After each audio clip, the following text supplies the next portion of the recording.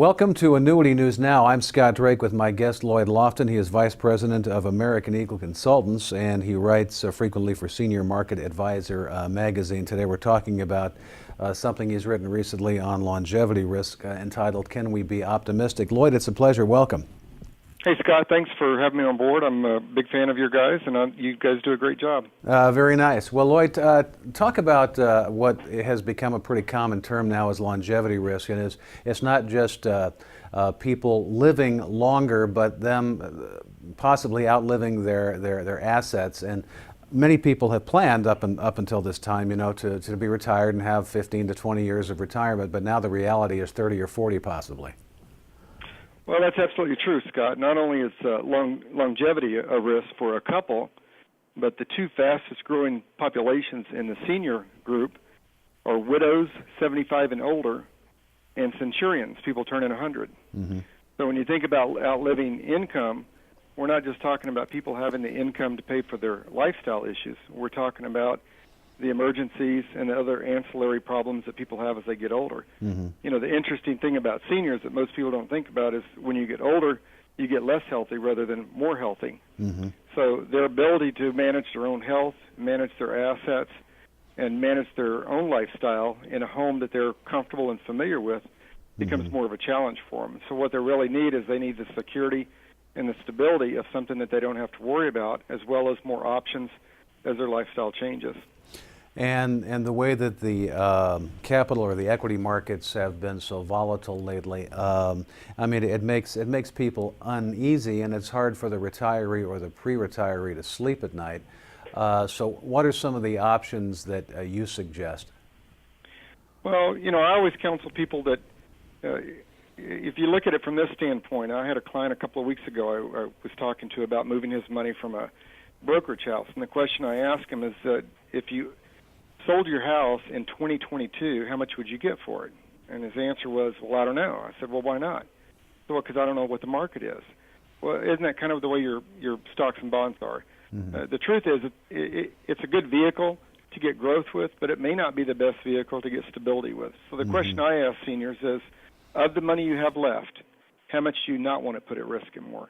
The good thing about stockbrokers is they always help seniors determine what their risk factor is on a scale of 1 to 10. So I advise the seniors to look at what their risk factor is and then take that portion of the risk that they're not willing to have at risk, and let's reposition that into a program that gives them something that they can depend on, something that's stable, and something that gives them options as they go forward so they can feel more comfortable about the money that they will have at risk. Listen, historically, the stock market will give a 20 to 30% return. The downside of that is for seniors is at the time that they have the biggest crisis in their life when they need to access those funds, mm-hmm. or the time when they need to have the stability in their income, that may be at a time when they can't get the most money out of the stock market. So, again, I go back to the question. Of the money you have left, how much do you not want to risk anymore?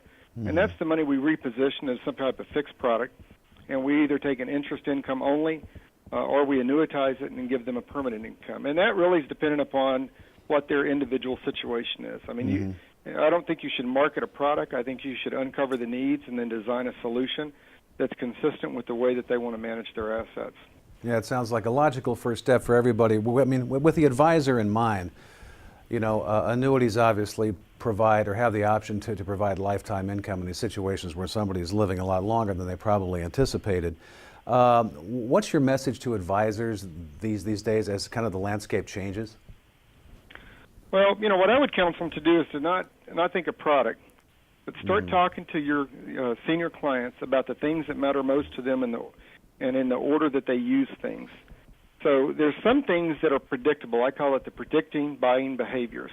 Mm-hmm. And those predictable buying behaviors means that when an individual turns 65, there's three things they're going to do almost without question. They're going to sign up for Social Security, mm-hmm. and it's almost a given. When they sign up for Social Security, they're automatically going to be enrolled in Medicare. And 80% of them are going to buy a MedSup, 20% are going to buy a Medicare Advantage. Mm-hmm. What that means is that they'll also be making decisions about their retirement income. They'll be making decisions about when they file for Social Security. They'll be making decisions about how they take their retirement from their work, their 401k. So some of the things that they can do or think about what part of their income they want to have as fixed that they can depend on. And then the advisor can help them reposition that money into a fixed product. And you know, a lot of times we think that when we sell an annuity, there's no back-end income for the advisor. But the truth is, there's two other predictable buying behaviors with seniors, and that's at age 67 and 70 and a half. So if you got a male turning 65, when he's 67, his wife's going to be aging in. And that's new issues that have to be dealt with. And then when he turns 70 and a half, you've got the required minimum distribution. So, you know, there's four things that seniors will never change. They won't change their doctor. They won't change their dentist. Most seniors won't change their newspaper. And they won't change their trusted financial advisor if that's who you've made yourself. Lloyd, there was a recent study in closing here. I think Bankers Life and Casualty had this, and they were talking to middle-income people in particular. And these are retirees, people who had entered retirement, and asked them, what surprised you most about retirement? What were the surprises that you encountered? And the number one answer was the cost of health care, which I guess goes along with this in one sense, because as you live longer, your health care costs go up. Well, not only does your health care costs go up, you know, we think, underage people think that health care costs is about the copays and deductibles when you go to the doctor. Right. And those copays and deductibles are really for situational illnesses that we go to the doctor for. But when you're a senior, it becomes a maintenance issue. You're not buying a medication this month and getting rid of a sore throat. The medication you're on is something that you're going to be on for a number of years. If your life expectancy is 17 years, I mean, you're going to be on the medication more likely for that 17 years. And people get less healthy as they get older, not more healthy.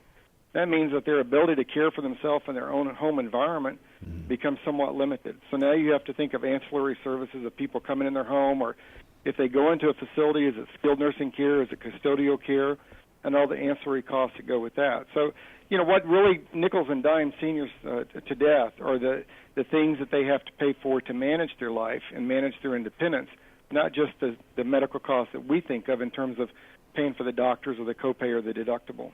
My guest is Lloyd Lofton. He is Vice President of American Eagle Consultants. He is also a contributor to Senior Market Advisor magazine. Lloyd, thank you so much. You're welcome. And you're watching Annuity News Now.